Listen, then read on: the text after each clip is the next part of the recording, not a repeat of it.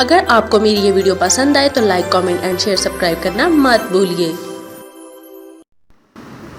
سلطنت عثمانیہ کی اگلی ایپیسوڈ کی طرف بڑھتے ہیں۔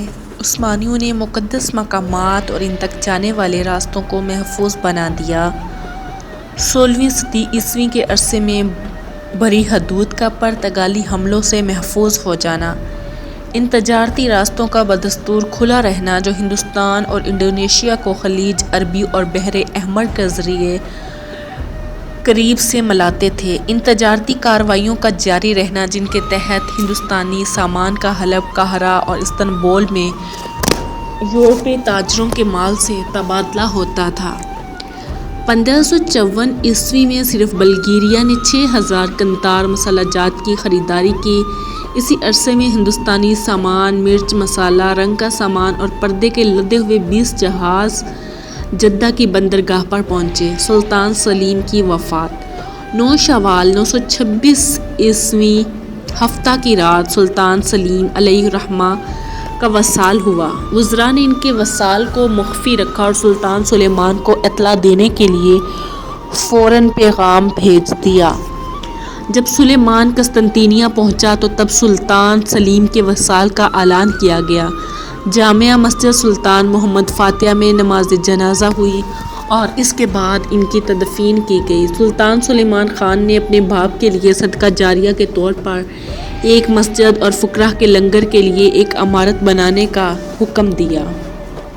سلطان فاضل ذہین، خوشرو، صاحب الرائے، دور اندیش، بہترین، منتظم، مدبر اور محتاط انسان تھے۔ آپ عربی، ترکی اور فارسی تینوں زبانیں جانتے تھے۔ آپ نے ایک نہایت ہی اچھوتا اور خوبصورت نظام قائم فرمایا، ہمیشہ رعایا اور ملک کے حالات کے بارے سوچ و بچار کرتے رہتے۔ کافر بادشاہوں پر سختی کی اور انہیں تباہ و برباد کر دیا۔ جب آپ مصر میں تھے تو جس محل میں ٹھہرے ہوئے تھے اس کی دیوار میں سنگ مرمر کی ایک تختی نصب کروائی جس پر اشعار کند تھے: بادشاہی اللہ تعالیٰ کے لیے ہے، جو شخص اپنے مقصد میں کامیاب ہو جاتا ہے تو اللہ تعالیٰ اسے بار بار عطا کرتا ہے اور اس کے بعد اس کے تاوان کا ضامن ہو جاتا ہے۔ اگر اس مٹی پر ایک پورے کے برابر بھی میری یا کسی اور کی بادشاہی ہوتی تو یہ چیز شرک بن جاتی۔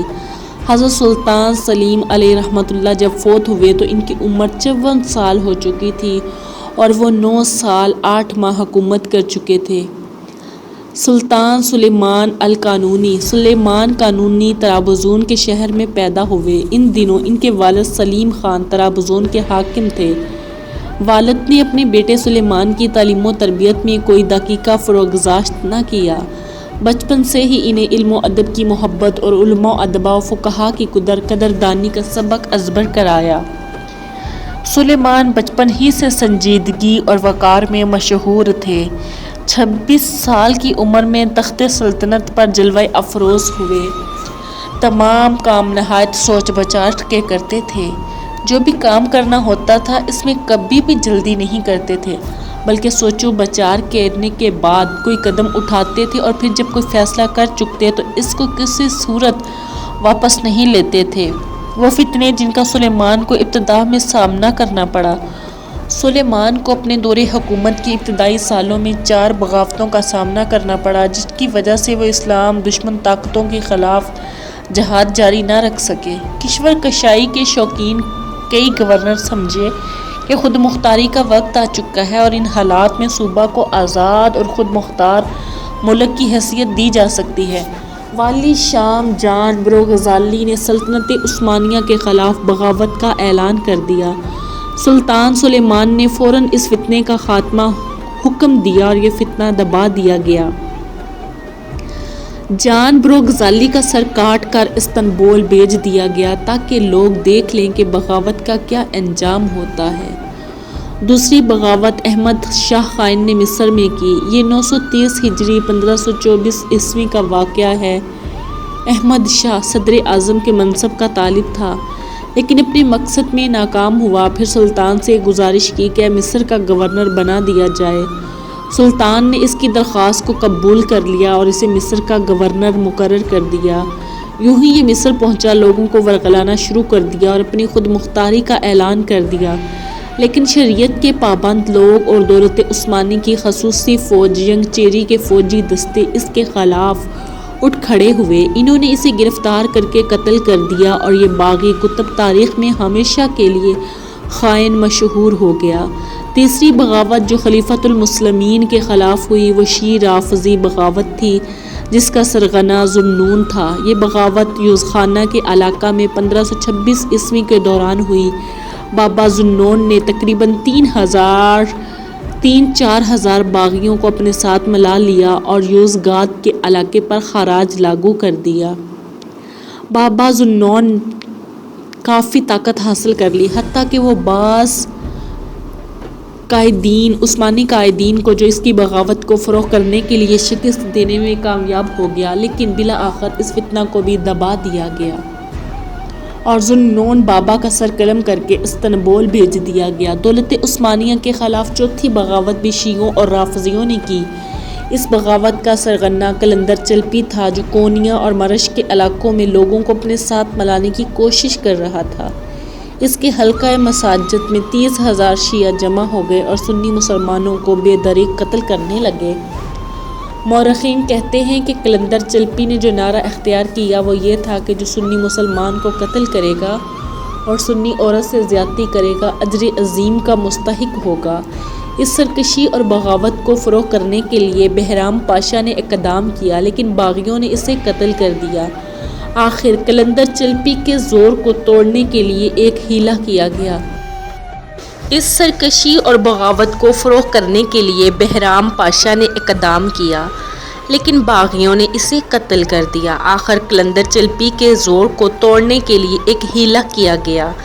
صدر اعظم ابراہیم پاشا قلندر چلپی کے بعض آدمیوں کو اپنے ساتھ ملانے میں کامیاب ہو گیا۔ اس طرح اس کی طاقت کم ہو گئی اور جنگ میں اسے شکست ہوئی اور بالآخر اس کا سر بھی قلم کر دیا گیا۔ اس کے بعد دولت عثمانیہ میں امن و امان بحال ہو گیا اور سلطان نے یورپ کے خلاف جہاد کا پلان تیار کرنا شروع کر دیا۔ روڈس ایک جنگجو جزیرہ تھا، کیونکہ وہ یوحنا مقدس کے گھڑ سواروں کا مرکز تھا اور نہایت ہی مضبوط قلعہ تھا۔ یہ لوگ ترکی حجاج کو لوٹ لیتے تھے، جو زیارت حرمین شریفین کی غرض سے حجاز مقدس کا سفر کرتے تھے۔ اس کے علاوہ بھی وہ عثمانیوں کے خلاف چھیڑ چھاڑ کرتے رہتے تھے۔ سلطان سلیمان نے اس جزیرہ کو فتح کرنے کا عزم کر لیا، ایک بہت بڑے حملے کی تیاری شروع کر دی، اور جب حملہ ہوا تو روڈس مسلمانوں کے سامنے زیادہ دیر نہ ٹھہر سکا۔ اس حملے کی کامیابی میں جو چند امور مددگار ثابت ہوئے درج ذیل ہیں۔ یورپ ایک بہت بڑی جنگ میں مصروف تھا۔ چارلس خامس شاہ رومانیہ اور داسو شاہ فرانس میدان میں اتر چکے تھے۔ دولت عثمانیہ اور بلغیریا میں صلح کا معاہدہ ہو چکا تھا۔ سلیم اول کے دور سے عثمانی بحریہ خاصی طاقت حاصل کر چکی تھی۔ 1522 عیسوی کے نصف اول میں روڈس پر سلیمان قانونی نے ایک بہت بڑا حملہ کیا اور اسے فتح کر لیا۔ فتح کے بعد سلطان نے یوحنا مقدس کے گھڑ سواروں کو اجازت دے دی کہ وہ روڈس کو چھوڑ کر جہاں جی چاہے چلے جائیں۔ لہٰذا یہ لوگ مالٹا چلے گئے اور چارلس کانٹ نے انہیں اس جزیرہ پر حکومت کا حق دے دیا۔ ہنگری کی جنگ اور فیناح کا محاصرہ۔ ہنگری کے بادشاہ ولادسلاف ثانی جاجلیو نے ان تمام معاہدوں کو توڑ دینے کا پختہ عزم کر لیا جو اس کے اسلاف کی طرف سے دولت عثمانیہ کے ساتھ کیے گئے تھے، حتیٰ کہ اس نے سلطان کے قاصد کو قتل کرنے سے بھی احتراز نہ کیا۔ سلطان سلیمان خان کا یہ ایلچی سالانہ جزیہ دینے لگا جو ہنگری کے ذمہ تھا، اس جسارت کے جواب میں سلطان سلیمان خان نے 1521 عیسوی کو ہنگری پر ایک بہت بڑے لشکر کے ساتھ فوج کشی کی۔ ہنگری سے مسلسل کئی معرکے ہوئے اور بالآخر ترکوں نے محاکس کے میدان میں 1526 عیسوی کو ہنگری کے خلاف بہت بڑی کامیابی حاصل کی۔ 11 ستمبر 1526 عیسوی کو سلطان بودا کے شہر میں داخل ہوا، لیکن اس کے باوجود ہنگری والوں کی طرف سے مزاحمت ہوتی رہی۔ سلطان نے اپنا دباؤ جاری رکھا، حتیٰ کہ رومن شہنشاہیت کے مقدس دارالحکومت فینا کی دیواروں تک سپاہی پہنچ گئے۔ یہ 1529 عیسوی کا واقعہ ہے، لیکن مواصلاتی لائنوں کی طوالت اور چارلس کانٹ کے فرانس سے صلح کر کے عثمانیوں کا راستہ روکنے کے لیے آنے کی وجہ سے سلیمان اس کے دارالحکومت کو فتح کرنے میں ناکام رہا اور وہاں سے لوٹ آیا۔ لیکن سلیمان اور ہنگری کی مددگار یورپی فوجوں کے درمیان سلیمان کی وفات تک جنگ کا سلسلہ چلتا رہا۔ سلیمان قانونی کے عہد حکومت کا سب سے اہم تاریخی واقعہ یہ ہے کہ ان کی خارجہ پالیسی میں ایک خاص تبدیلی آئی، اور وہ تبدیلی یہ تھی کہ فرانسوں کے ساتھ اس کی دوستی دشمنی میں تبدیل ہو گئی۔ ایک دوسرے کے قریب ہونے کی عثمانی اور فرانسیسی پالیسی۔ سلطان سلیمان قانونی کا دور دولت عثمانیہ کی قوت اور دنیا کے تمام ممالک میں اپنی قدر و منزلت کے حوالے سے انتہائی عروج کا دور ہے۔ یہ دور دولت عثمانیہ کا سنہری دور خیال کیا جاتا ہے۔ ان کے اقتدار کے کچھ سالوں 926 ہجری تا 972 ہجری بمطابق 1520 عیسوی تا 1566 عیسوی میں تو مملکت کی حدود میں وہ کمال وسعت ہوئی جس کی مثال پہلے کسی سلطان کے دور میں نہیں ملتی۔ دولت عثمانیہ دنیا کے 3 بڑے اعظموں میں پھیل چکی تھی۔ اس شان و شوکت کی اثر کا دنیا کے دوسرے ملکوں پر پڑنا ایک فطری امر تھا، بالخصوص یورپ کے ملکوں پر جو سیاسی اور دینی لحاظ سے تقسیم در تقسیم کے عمل سے گزر رہے تھے۔ اس لیے دولت عثمانیہ کے بارے یورپی ممالک کا موقف حسب حال مختلف تھا۔ رومن امپائر کے فرمانروا چارلس پنجم اور شاہ فرانسو اول دونوں مقدس رومن امپائر کے تخت کے لیے آپس میں مقابلہ کر رہے تھے، جبکہ پوپ لیو دہم پروٹسٹنٹ فرقہ کے بانی مارٹن لوتھر کے مد مقابل تھا، جو جرمنی کا تھا۔ بلغر ادا اپنے کمسن بادشاہ لوئیس ثانی کی وجہ سے داخلہ افراتفری کا سامنا کر رہا تھا، اور بادشاہ کی کمسنی کی وجہ سے امراء کے درمیان رسا کشی جاری تھی۔ اس لیے فرانسو اول نے دولت عثمانیہ کی قوت اور مرتبہ سے فائدہ حاصل کرنے کے لیے دوستی کا ہاتھ بڑھایا اور ترکوں سے خیر سگالی اور محبت کے تعلقات قائم کرنے کی کوشش کی، کیونکہ وہ جانتا تھا کہ دولت عثمانیہ ہی چارلس خامس کی خواہشات کو پورا ہونے سے روک سکتی ہے اور اسے اپنی حد میں رکھ سکتی ہے۔ یہ بات فرانس کے سفیر فینسی کے بیان سے سامنے آتی ہے، جس نے فرانس کے نقطۂ نظر کو بیان کرتے ہوئے کہا: محترم سفیر، میں اس بات کا انکار نہیں کر سکتا کہ میں اس چیز کو شدت سے چاہتا ہوں کہ ترکوں کو بہت ہی طاقتور اور جنگ کے لیے تیار دیکھو، صرف عثمانی سلطان کے ذاتی فائدے کے لیے نہیں بلکہ شہنشاہ چارلس کی طاقت کو کمزور کرنے، اس کے خراجات کو بڑھانے اور چارلس جیسے بڑے دشمنوں کے خلاف تمام حکومتوں کو تحفظ مہیا کرنے کے لیے۔ فرانس کے دولت عثمانیہ کے ساتھ مذاکرات بافیہ کی جنگ کے بعد شروع ہوئے، جس میں فرانس کا بادشاہ فرانسو اول گرفتار ہو گیا۔ یہ 1525 عیسوی کا عرصے کا واقعہ ہے، اور اس کی والدہ رولی عہد نے اپنا ایلچی جون فراجیبیا سلطانی کی خدمت میں بھیجا۔ اس ایلچی کے پاس گرفتار شدہ بادشاہ کے خط کے علاوہ اس کی والدہ کی طرف سے لکھا ہوا خط بھی تھا۔ انہوں نے ان خطوط میں مطالبہ کیا تھا کہ دولت عثمانیہ کی فوج خاندان پر حملہ آور ہو اور گرفتار شدہ بادشاہ کو رہائی دلائے، باوجود اس کے کہ یہ جنگی قیدی اس معاہدہ کی وجہ سے رہا ہوا ہے جو مدرید میں فرانس اور 1526 کو طے پایا تھا۔ لیکن رہائی کے بعد فرانسو نے 941 ہجری 1535 عیسوی کو اپنا سیکرٹری سلطان خدمت میں بھیجا تاکہ معاہدہ کو عملی شکل دی جا سکے۔ اس سیکرٹری کا نام جان ڈی لا فوریا تھا، اور اس معاہدہ کو بعد میں عثمانی اور فرانسیسی مراعات کا معاہدہ کہا جانے لگا۔ اس بات کے پیش نظر کے بعد میں معاہدہ کی اہمیت بہت بڑھ گئی تھی، ہم اس کی اہم شکل یہاں ذکر کرتے ہیں: مسلح اور غیر مسلح جہازوں کی آزادانہ نقل و حرکت۔ دولت عثمانیہ کے ہر حصہ میں فرانسیسیوں کو تجارت اور کاروبار کی مکمل آزادی۔ دولت عثمانیہ کو کسٹم ڈیوٹی اور دوسرے ٹیکسز صرف ایک بار دیے جائیں گے۔ دولت عثمانیہ میں فرانسیسی صرف وہی ٹیکسز ادا کریں گے جو وہاں کی ترک رعایا ادا کرتی ہے۔ کونسل سے متعلق امور کی نمائندگی کا حق اور کونسلیٹ کے تحفظ کا حق فرانسیسی کونسلر، اس کے اقرباء اور اس کے ساتھ کام کرنے والے تمام لوگوں کو حاصل ہوگا۔ فرانسیسی کونسل کو یہ حق بھی حاصل ہوگا کہ وہ ان شہری اور جنائی معاملات میں جن کا تعلق شاہ فرانس کی رعایا کے 2 فریقوں سے ہو، غور و فکر کریں اور ان معاملات میں اپنا فیصلہ سنائیں۔ کونسل کو یہ حق بھی حاصل ہوگا کہ وہ اپنے احکام کو نافذ کرنے کے لیے مقامی اداروں سے مدد حاصل کریں۔ ایسے مختلف مسائل جن کے 2 فریقوں میں سے ایک فریق کا تعلق سلطان عثمانی کی رعایا سے ہوگا۔ سلطان کی رعایا کا فریق فرانسیسی شہری کے خلاف نہ تو مقدمہ کر سکے گا اور نہ اس کی درخواست منظور ہوگی اور نہ ہی اس کی درخواست پر کوئی حکم سنایا جائے گا۔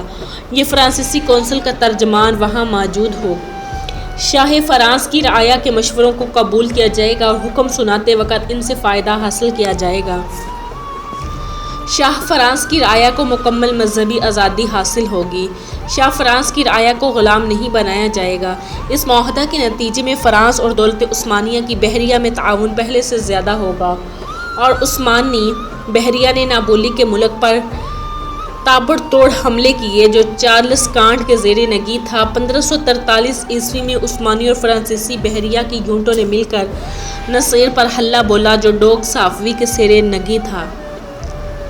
یاد رہے ڈوک صافوی چارلس کانٹ کا حلیف تھا۔ فرانس نے دولت عثمانیہ کے قرب کی وجہ سے عسکری، اقتصادی اور سیاسی ہر تینوں شعبوں میں خوب استفادہ کیا اور مذکورہ بالا معاہدہ کے ذریعے فرانس نے مشرق کے ساتھ تجارتی روابط قائم کیے اور اسے پرتگال کی تجارتی اجارہ داری جو اس نے راس و رجاء الصالحہ کے راستے کے انکشاف کے بعد قائم کر رکھی تھی، اس کے سامنے نہ جھکنا پڑا۔ اس معاہدہ کی بدولت دوسری مغربی ملکوں کی رعایا نے فرانس کی حمایت حاصل کر کے کافی سارے تجارتی حقوق حاصل کر لیے اور اس چیز نے فرانس کو یورپی ملکوں میں بڑی قدر و منزلت کا مقام دیا۔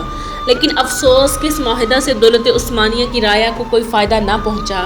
گویا یہ معاہدہ صرف مغربی مقاصد کی پاسداری اور دشمن ملکوں کے مفادات کو یقینی بنانے کے لیے کیا گیا تھا اور اس میں ان کا کوئی قابل ذکر مقابل نہیں تھا۔ بعد میں جتنے بھی معاہدے ہوئے ان میں اسی معاہدہ کو بنیاد بنایا گیا اور یوں مغرب نے دولت عثمانیہ سے بے انداز فوائد حاصل کیے جبکہ مسلمانوں کو ان معاہدوں سے کوئی قابل ذکر فائدہ نہ پہنچا۔ فرانس کا بادشاہ رائے عامہ کی وجہ سے دولت عثمانیہ کے ساتھ کیے گئے اس معاہدہ پر قائم نہ رہ سکا۔ اس نے مجبوراً رائے بدل لی اور معاہدہ توڑ دیا۔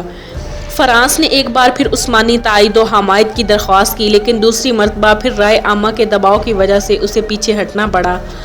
تاریخی حقیقت یہ کہتی ہے کہ صلیبی جو اسلام کے دشمن ہیں ناممکن ہے کہ کسی بڑے چیلنج کا سامنا کرتے ہوئے ایک دوسرے کو تنہا چھوڑ دے، اگرچہ ذاتی مفادات اور خواہشات کی بدولت وہ ایک دوسرے سے بظاہر کتنے ہی دور کیوں نہ ہوں۔ اسلام کے دشمن متعصب صلیبوں کے معاہدہ کی کوئی حیثیت نہیں ہوتی۔ مسلمانوں کے ساتھ کیے گئے معاہدوں کی ان نظر میں کوئی دقت نہیں، جیسا کہ ارشاد باری تعالیٰ سے ظاہر ہے۔ جب بھی وہ دیکھتے ہیں کہ مسلمان کمزور ہیں تو وہ فوراً پینترا بدل لیتے ہیں اور مسلمانوں کو گزند پہنچانے کے بارے میں سوچنے لگتے ہیں۔ نصرانی عوام اپنے کسی حاکم کو خواہ اس کی اپنی سوچ کیسی ہی ہو اور اس کے اپنے نظریات جو بھی ہوں یہ اجازت نہیں دیتی کہ وہ مسلمانوں کے ساتھ تعاون کرے۔ نصرانیوں کے آپس کے اختلاف کتنے ہی شدید کیوں نہ ہو وہ مسلمانوں کے خلاف متحد ہو جانے میں دیر نہیں کرتے اور جب بھی موقع ملے اور جہاں بھی بس چلے مسلمانوں کی نسل کشی سے احتراز نہیں کرتے۔ یہ خصوصی مراعات جو دولت فرانس کو دی گئی دولت عثمانیہ کے تابوت میں پہلا کیل ثابت ہوئی اور اس کے تباہ کن اثرات بہت بعد میں ظاہر ہوئے۔ دولت عثمانیہ کے آخر دور میں نصرانی ممالک اتنے امتیازات اور مراعات کی بنیاد پر مسلمانوں کے معاملات میں دخل دینے لگے اور ان نصرانیوں کے دفاع کے لیے جو دوسری مملکت کے شہری شمار ہوتے تھے بالخصوص شام کے علاقوں میں ان کا عمل دخل بہت بڑھ گیا۔ دولت عثمانیہ اور شمالی افریقہ اندلس سے مسلمانوں کی اجتماعی ہجرت اور شمالی افریقہ میں ان مسلمانوں کی ایک بہت بڑی تعداد کی آمد شمالی افریقہ کی ولایات میں بے شمار معاشرتی اقتصادی مسائل کا سبب بنی۔ چونکہ ان علاقوں کی طرف ہجرت کر کے آنے والے مسلمانوں میں ایک بہت بڑی تعداد جہاز رانوں کی تھی، اس لیے یہ ضروری ہو گیا تھا کہ ایسے مناسب ذرائع کا کھوج لگایا جائے جن کے ذریعے انہیں استحکام بخشا جا سکتا ہے۔ لیکن بعض وجوہات کی بنا پر ان جہاز رانوں نے صدر متوسط میں مسیحی فوجوں کے خلاف جہاد کی راہ اختیار کی۔ ان وجوہات میں سب سے اہم وجہ ان کا دینی جذبہ تھا، کیونکہ اسلام اور نصرانیت کے درمیان نزاع جاری تھا۔ اندلس سے مسلمانوں کو نکلنے پر مجبور کیا گیا تھا اور ہسپانیوں اور پرتگالیوں نے مسلمانوں کا شمالی افریقہ تک پیچھا کیا تھا۔ ان مسلمان جہاز رانوں کی جنگی کارروائیاں ہسپانیہ اور پرتگال کی فوجیوں کے خلاف ایک غیر منظم جنگ کا نقشہ پیش کرتی ہیں، حتیٰ کہ خیر الدین اور عروج بروسہ دو بھائی سامنے آئے۔ ان دونوں بھائیوں نے اسلامی فوجوں کو الجزائر میں متحد کیا اور شمالی افریقہ کے شہروں اور بندرگاہوں کی طرف دشمنان دین کے بڑھتے ہوئے قدموں کو روکنے کے لیے متحد حملے کیے۔ اس جدید اسلامی فوج نے اپنی سمندری جنگ میں گوریلا طریقہ جنگ کو اختیار کیا، کیونکہ یہ لوگ ہسپانیوں، پرتگالیوں اور یوحنا مقدس کے گھڑ سواروں کے ساتھ اپنی قلت تعداد کی وجہ سے روبرو منظم ہوتے تھے، جنگ کرنے کی پوزیشن میں نہیں تھے۔ ان مجاہدوں نے بڑی کامیاب کارروائیاں کی جن کی وجہ سے دشمن فوجوں میں اضطراب اور خوف کی لہر دوڑ گئی۔ پھر مجاہدوں نے بڑی کامیاب کارروائیاں کی جن کی وجہ سے دشمن فوجوں میں اضطراب اور خوف کی لہر دوڑ گئی۔ پھر انہوں نے اپنی دورس نگاہوں سے دیکھا کہ دولت عثمانیہ کے جھنڈے تلے آ کر متعصب نصرانیوں کے خلاف متحد کارروائیاں کر کے دشمن اپنے پر اثرات کا جائزہ پیش کرنا ضروری ہو گیا۔ اس کے بعد عروج اور خیر الدین کی اصلیت۔ ان دونوں بھائیوں کا نسب مسلمان ترکوں سے جا ملتا ہے۔ ان کے والد یعقوب بن یوسف ان مسلمان ترک فاتحین میں سے تھے جزیروں میں سے نامی ایک جزیرہ میں قیام پذیر ہو گئے تھے۔ ان کی والدہ ماجدہ اندلس کی مسلمان خاتون تھی۔ اس بات میں اس سعیدہ کا بھی اپنے ہاتھ ہے کہ ان کے بیٹوں نے اپنی سرگرمیوں کا رخ ان اندلسی علاقوں کی طرف پھیر دیا جو ہسپانیوں اور پرتگالیوں کے شکنجے میں کراہ رہے تھے۔ عروج اور خیر الدین کے دوسرے دو بھائی بھی مجاہد تھے اور وہ تھے اسحاق اور محمد الیاس۔